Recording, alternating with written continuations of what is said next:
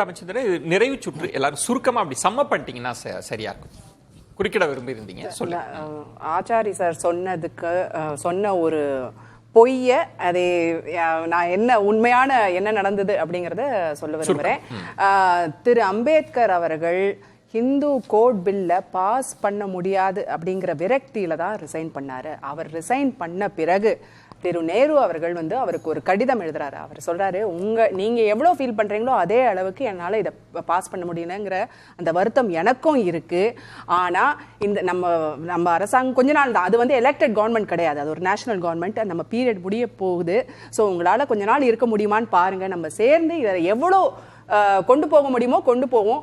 அதே மாதிரி நீங்க இது நான் நிச்சயமா கைவிட மாட்டேன், ஒரேடியா இந்த பில்ல பாஸ் பண்ண முடியாட்டா கூட இதை பகுதி பகுதியா பாஸ் பண்றதுக்கு நிச்சயமாக முயற்சிகள் எடுப்பேன் அப்படிங்கிற வாக்குறுதியே கொடுக்கிறாரு. ரொம்ப வருத்தம் நீங்க ரிசைன் பண்ணதுல அப்படின்னு சொல்றாரு. திருப்பியும் நான் சொல்றேன், திரு அமித்ஷா அவர்கள் முதல்ல மன்னிப்பு கேட்கணும். நேஷனல் ஹீரோவை அவமதிச்சிருக்கிறாரு. அடுத்தது அவரை மினிஸ்ட்ரியில இருந்து சாக் பண்ணணும் பிரதமர். சுருக்கமா சம்ம பண்ணிடுங்க. அதாவது விஜய் மேடம் ஆரம்பிச்ச உடனே அம்பேத்கருடைய ஒரு படத்தை காட்டி ஆரம்பிச்சாங்க. அது எனக்கு ரொம்ப நல்லா இருந்துச்சு. ஏன்னா காங்கிரஸ்காரங்க அம்பேத்கரை மறக்கல அப்படின்னு நான் நினைச்சேன். ஆனா நான் ஒரு படம் காட்டுறேன். அம்பேத்கருடைய படத்தை ராகுல் காந்தி அவர் காலடி கீழே வச்சுக்கிட்டு உட்காந்துட்டார். டெய்லி காலையில இவங்க அம்பேத்கரோட படத்தை எடுத்து காட்டிக்கிட்டு இருக்கிறாங்க. ஆனா பாராளுமன்றத்துல அம்பேத்கருடைய படத்தை தன்னுடைய காலடிக்கு கீழே வச்சுக்கிட்டு மற்ற லீடர்ஸோட உட்கார்ந்து இருக்காரு. அதுவும் ஆன்லைன்ல தான் இருக்குது. இது ஃபேக் கிடையாது, எப்ப வேணாலும் நீங்க பாத்துக்கலாம். அடுத்தது ஒரே குறுக்கீடு, நம்ம அது எந்த கட்சியாக இருந்தாலும் இந்த ஆன்லைன்ல கிடைக்கிறதெல்லாம் நம்ம நம்பிடக்கூடாது.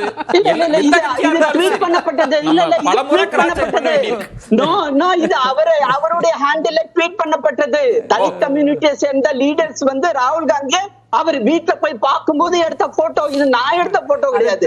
ராகுல் காந்தி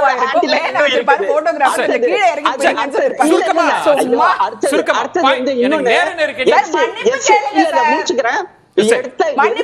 எப்ப பார்த்தாலும் இல்ல நான் எதுக்கு மன்னிப்பு கேட்கணும்? நீங்க ராகுல் காந்தி கிட்ட போய் மன்னிப்பு கேளுங்க.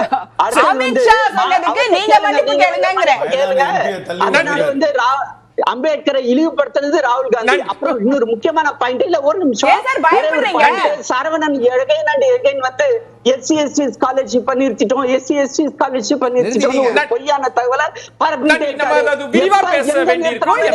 பண்ண முடியுமா?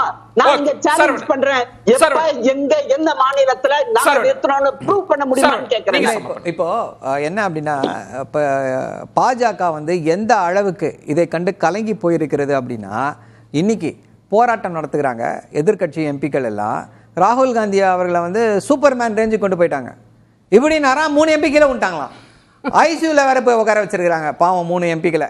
இல்லை, எப்படி இப்படி ஒரு சூப்பர்மேன் பவர்லாம் திரு ராகுல் காந்தி அவர்களுக்கு வந்ததுன்னு நமக்கு தெரியல. அது அவர்களுடைய ஆற்றாமையை, இயலாமையை காமிக்கிறது. ஏன்னா இந்த நேரட்டிவ் அவங்க கையை மீறி போயிடுச்சு. யூஸ்வலாக நேரட்டிவை கண்ட்ரோல் பண்ணி எல்லாத்தையும் பண்ணுவாங்க. பட் வழியில் கையை மீறி போனதுனால எத்தை தின்னால் பித்தம் தெளியும்னு சொல்லிட்டு ராகுல் காந்தி அவர்களையும் மற்றவங்களையும் அவங்கள பிடிச்சி தள்ளிட்டு பாராளுமன்றத்துக்கு உள்ள போறவங்களை உள்ள போக விடாம பாஜக எம்பிக்கள் தடுத்து நிறுத்திட்டு எங்களை தாக்கி விட்டார்கள். பெண் எம்பியை தாக்கிட்டாரு. ஏற்கனவே பாராளுமன்றத்தில் சொன்னாங்க, ஃப்ளைங் கிஸ் கொடுத்துட்டாரு, இதை பண்ணாரு. நாங்க அதே போல அதான் சொல்றேன். அப்படி பொய்யாக பேசக்கூடியவர்கள் என்ன ஆவாங்க அப்படின்றதுக்கு சிறந்த எடுத்துக்காட்டு.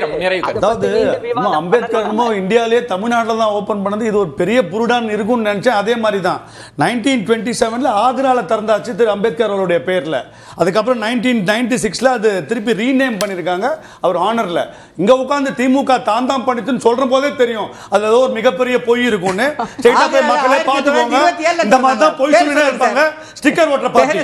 நெக்ஸ்ட் பாயிண்ட், இது மேல் ஜாதிக்கான பார்ட்டினார். ராஜஸ்தான்ல இருக்கிற ஒரு பழங்குடியினர் முதலமைச்சர். அதே மாதிரி சத்தீஸ்கர்ல ராஜஸ்தான்ல பட்டியலினத்தை சேர்ந்தவர்கள், சத்தீஸ்கர்ல பழங்குடியினர்.